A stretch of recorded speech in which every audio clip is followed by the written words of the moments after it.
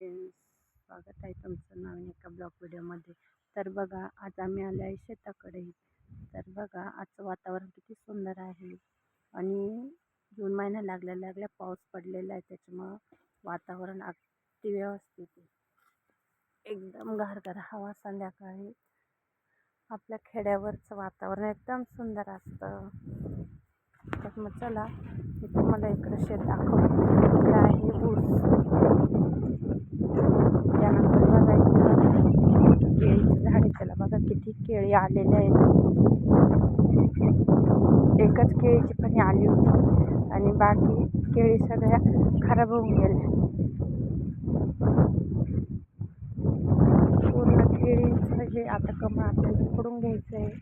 आणि ते आज खुडू उद्या खुडू राहूनच चाललंय. वरती बघा किती केळी आलेली आहेत.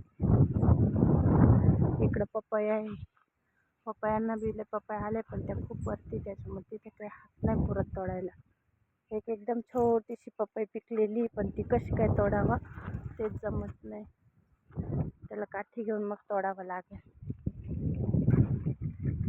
त्याच्यानंतर बघा, इकडं खूप करवंद आहे.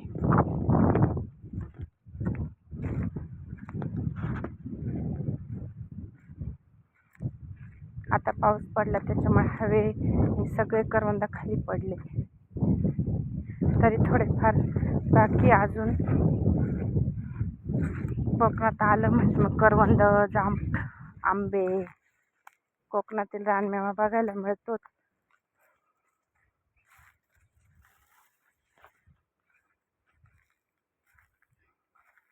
तर बघा, इथं कुठं मोठे करवंद राहिले, एकदम गोड लागत आहे.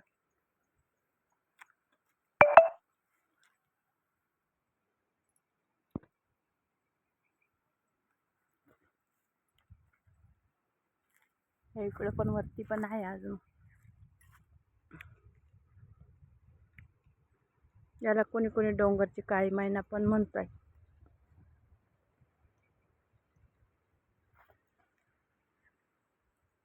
त्या दिवशी पाऊस पडला त्याच्यामुळे खूप हवा होती, त्याच्यामुळे सगळे करवंद पडले, नाही तर खूप करवंद होते.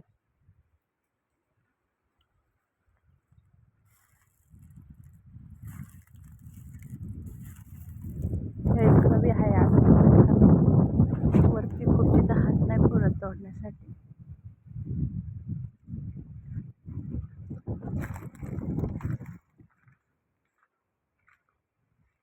खूप काटे राहते, काट्यामध्ये करवंदीच्या जायला खूप काटे राहते.